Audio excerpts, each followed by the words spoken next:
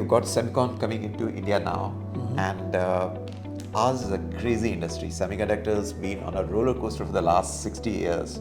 I don't think anything is changing on that front now. What are the key global trends you see, and how do you see India playing on the semiconductor supply chain as time unfolds? We are on a path to 1 trillion by 2030 or 32, 33 early next decade. And then with the third wave, we'll be on a path to maybe 2 trillion within a decade from then. It only takes 8% CAGR to go from 1 trillion to 2 trillion in roughly 10 years. So I think that's doable. So we are actually saying in the next 6 years, we are going to double whatever we did in the last 60 years. Yes. So what can India do to capture its opportunity here? What can we do to get the supply chain here? Growth is there. How do we capture the growth is not trivial. We have a lot of challenges which are unprecedented challenges in this industry. The industry is a global industry. We have a major shortage of talent. There are major issues with the climate.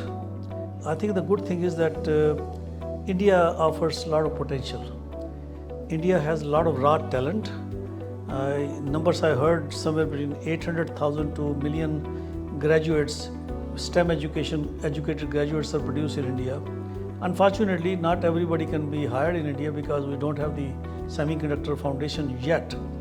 But now with the wonderful policy that Indian government has announced, the vision of Modi ji, I think the stars are aligned for India to really go in this direction and make something good out of it.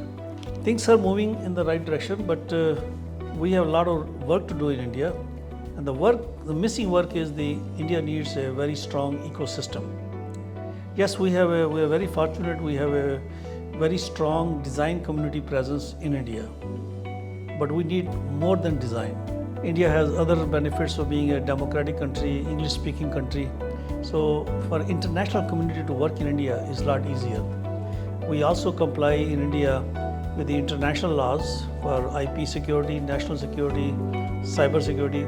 So this everything is in favor of India in terms of market and the international compliance, and that's how the ecosystem will come to in India. But that's where the role SEMI is playing, and so I'm very excited about the SEMICON, which is starting in a couple of days from now in Greater Noida, and I'm very pleased to tell you that we have our 250 companies exhibiting at the SEMICON event, the first inaugural SEMICON event.